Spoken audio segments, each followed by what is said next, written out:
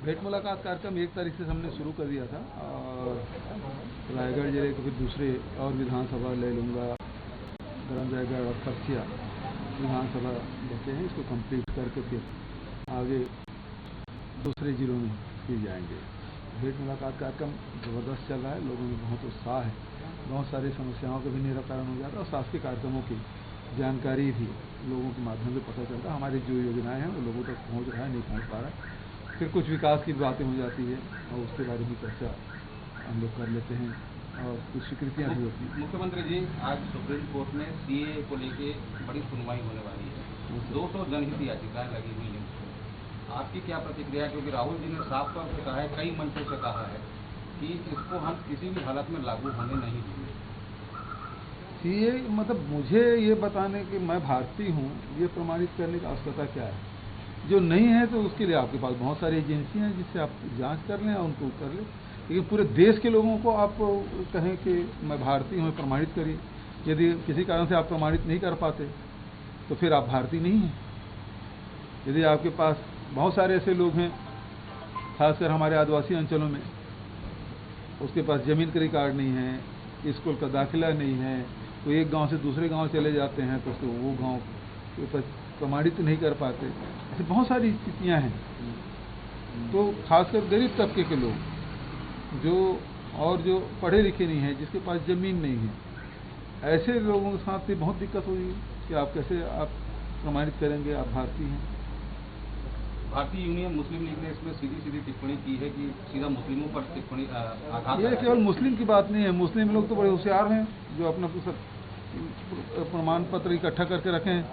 बचत जो लोग हैं, चाहे हिंदू हों, आदिवासी हो, अनुसूचित जाति के लोग हों, वो लोग प्रमाण पत्र रखे नहीं हैं, उनको दिक्कत आएगी। आखिर आसाम में हुआ क्या? आपने जारी किया, उसके बाद क्या किया? सूची जारी की तो पता चला कि सबसे ज्यादा हिंदू। आरएसएस ने बयान दिया है, आरएसएस ने कहा है कि देश जो है वो हिंदुत्व से जुड़ेगा। आज मनमोहन वैद्य ने प्रेस कॉन्फ्रेंस की, कहाँ? हाँ, तो उन्होंने कहा कि देश जो है सिर्फ हिंदुत्व से जुड़ेगा। पहले ये बताया कि उनका जो हिंदुत्व है या उनका जो राष्ट्रवाद है वो कहाँ से प्रेरित है, वो किस पंथ को मानने वाले लोग हैं, ये बताएं।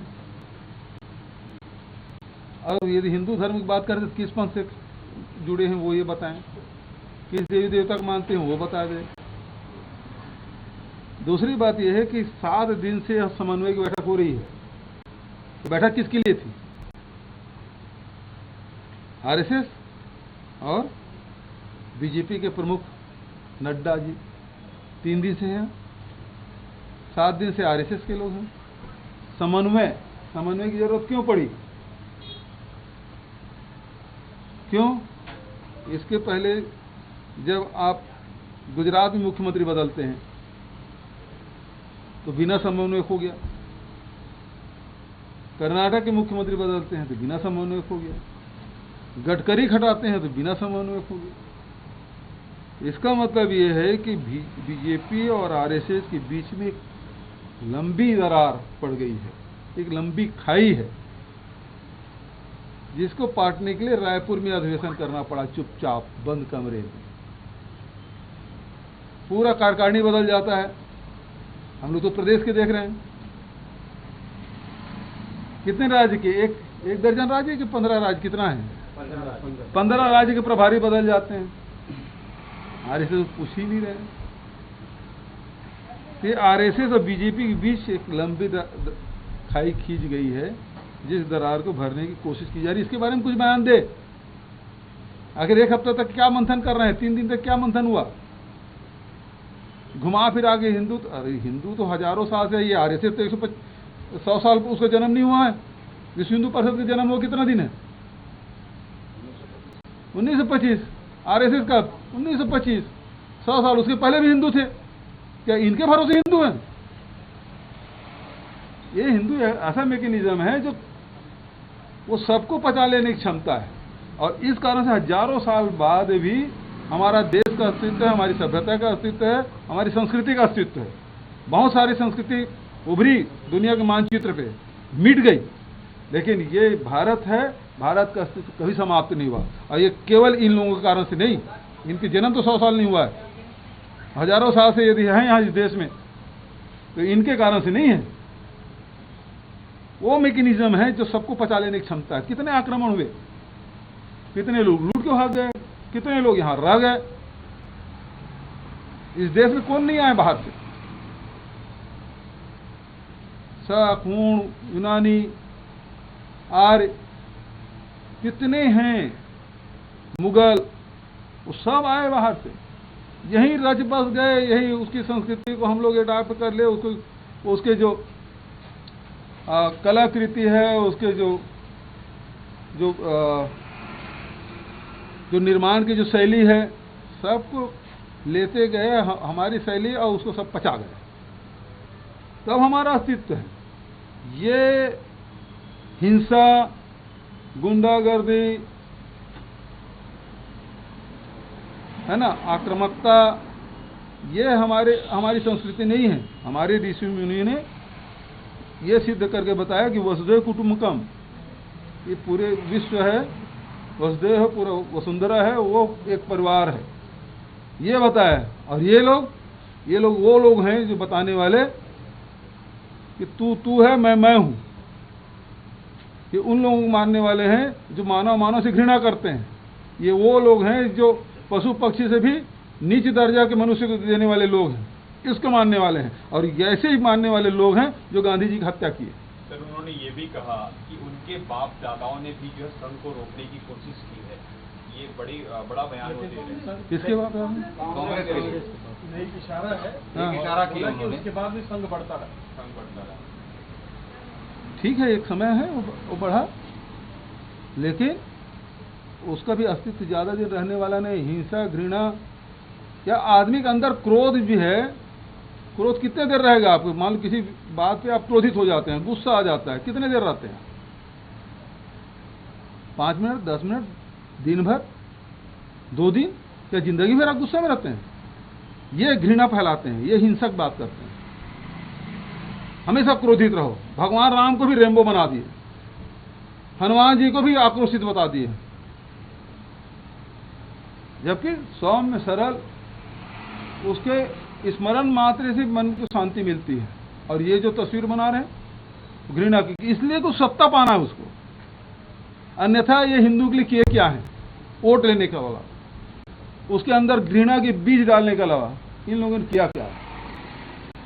यदि हिंदुओं की बात करते हैं तो हिंदू के लिए इस देश में 10 साल से राज कर रहे हैं, 8 साल हो गया राज करते। हिंदुओं के लिए ऐसा कोई काम किया क्या? ये केवल ये है कि अल्पसंख्यकों को गाली देने के लिए, अनुसूचित जाति जनजाति को मारने पीटने के लिए, कभी गाय के नाम से, कभी किसी के नाम से, ये सबको मारने पीटने का काम किए हैं। वोट पाने के लिए, सत्ता पाने के लिए कोई भी किसी स्तर पे जा सकते हैं, ये इनका स्तर है। सर, बीजेपी में नई टीम का गठन हो गया है। कह रहे हैं कि 2023 में कांग्रेस को मात देने के लिए टीम पूरी स्ट्रैटेजी के साथ। अरे सवाल इस बात का है, पुरंदेश्वरी जी उस बैठक में शामिल थी और उसको हटा दिया गया। उसका दोस्त केवल इतना ही था कि हमारी जो सबसे बड़ी चुनौती है वो किसान है, पिछड़े वर्ग। मुख्यमंत्री पिछड़े वर्ग होना और किसान होना हमारे लिए सबसे बड़ी चुनौती है। वो सच को स्वीकार कर ले, तो इस तरह से उसको हटा दिया गया। उसका दोस्त केवल इतना ही है। कलाकारों के लिए जो फिल्म सिटी है वो बन रही है और वो अभी अटकी हुई है, इस पर आपके क्या विचार है? वो काम चल ही रहा है।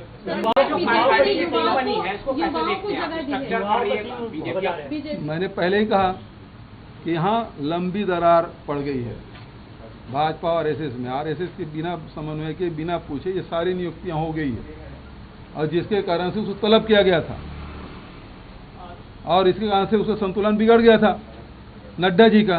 तभी वो बोले कि 2 दिन में 71 आदिवासियों की मृत्यु हो गई। ये कहाँ से आंकड़ा आ गया? उसका दिमाग कहीं और था, बोल कुछ और गए। सर, संघ ने जो है कि बैठक में जनसंख्या नियंत्रण का प्रस्ताव लाया है, कह रहे हैं कि इसकी नीति बनाई जाए। ये दोहरा बात करते हैं। इसके लोग तो बोलते हैं बच्चा पैदा करो। इसके जितने भी नेता हैं वो कहते हैं कि ज्यादा बच्चा पैदा करो, है ना। अब इस संघ जनसंख्या नियंत्रण की बात कर रहे हैं, तो ये दोहरी बात करते हैं। एक मुंह कुछ और बात करते हैं, दूसरे मुंह कुछ और बात करते हैं, दो मुंही बात है। सर, अभी भारत जोड़ो यात्रा चल रही है और इस बीच कांग्रेस ने ट्विटर में ये फोटो डाला है कि इसमें खाकी जल रहा है, खाकी का पेंट है, वो जलने की अब मैंने शुरुआत देखा हुई नहीं, है। आप दिखा रहे हो। तो सर, और किसने भेजा है मुझे पता नहीं। नहीं सर, भारत जोड़ो यात्रा में कांग्रेस ने एक ट्वीट के इस पे संबित पात्रा ने पीसी की है हाँ। और कहा है कि पूरे देश जलाने की कोशिश की जा रही है। आपने खाकी जलाया तो वो कह रहे जलाने का काम इनका है, हम तो जोड़ने वाले लोग हैं। ये तो प्रतीक है। बताने का मतलब ये जो हिंसा करने वाले हैं उसका स्थान हिंदुस्तान में नहीं है। ये देश बुद्ध का है, महावीर का है, गुरु नानक देव का है, कबीर का है, तुलसी का है, हम सब का है, जहाँ सबके लिए स्थान है। और इनके जो भारत है उसमें गरीब के लिए, किसानों के लिए, वंचितों के लिए, मजदूरों के लिए, आदिवासियों के लिए, अनुसूचित जाति के लिए, इनके लिए कोई स्थान नहीं है। जो श्रम करने वाले हैं, जो मेहनत कश लोग हैं, इनके भारत में उनके लिए कोई स्थान नहीं। सर, इस यात्रा से छत्तीसगढ़ को कितना फायदा मिलने वाला है? पूरे देश को फायदा मिलने वाला है, तो छत्तीसगढ़ बाहर नहीं है। सर, भाजपा का कहना है कि इस बार कार्यकारिणी में ये बड़ा बदलाव करके तजुर्बे और जोश दोनों को साथ लेकर चल रहे हैं और 2023 में यही उन्हें फायदा दिलाएगा। मुख्य रूप से बात यही है कि इनके बीच में जो खाई पटी है उसके ये परिणति है। और उसको अब आरएसएस इसको बर्दाश्त कर नहीं पा रहा है। आरएसएस के लोग कभी प्रेस कॉन्फ्रेंस करेंगे नहीं। अब बीजेपी दूसरी तरफ ले जाएगा। समन्वय क्यों, किस बात का समन्वय? 3 दिन तक समन्वय किया बंद कमरे में, तो उसको बताओ तो। हिंदुत्व के बारे में हम ऐसी भाजपा वाले बयान देते रहते, लेकिन 3 दिन तक के बंद कमरे में जो मंथन हुआ उसके बारे में बताना चाहिए। मैंने निमंत्रण दिया था, भाई स्वामी आत्मानंद अंग्रेजी स्कूल देखने चलो, कौशल्या माता का दर्शन कर लो। निमंत्रण नहीं मिला। निमंत्रण क्या सार्वजनिक रूप से बोले और कैसे? उसके लिए पर्चा बांटना पड़ेगा। इसी माध्यम से दिया। यहाँ है छत्तीसगढ़ में, तो छत्तीसगढ़ में कौशल्या माता का मंदिर है, दर्शन करने वहाँ कोई कार्यक्रम होगा तो निमंत्रण देंगे। आप दर्शन करने जाइए, दर्शन करने जाने के लिए कोई निमंत्रण पत्र छपा जाता है? कोई नवरात्रि चल रहा है तो फिर ठीक है भाई, हमारे यहाँ जवारा बोया गया है, निमंत्रण है ना, उसका निमंत्रण दिया जाता है। स्वामी आत्मानंद अंग्रेजी स्कूल चल रहा है, उसके लिए क्या निमंत्रण के? नए स्कूल उद्घाटन करना, उससे उद्घाटन कराने के लिए नहीं बुलाया मैं।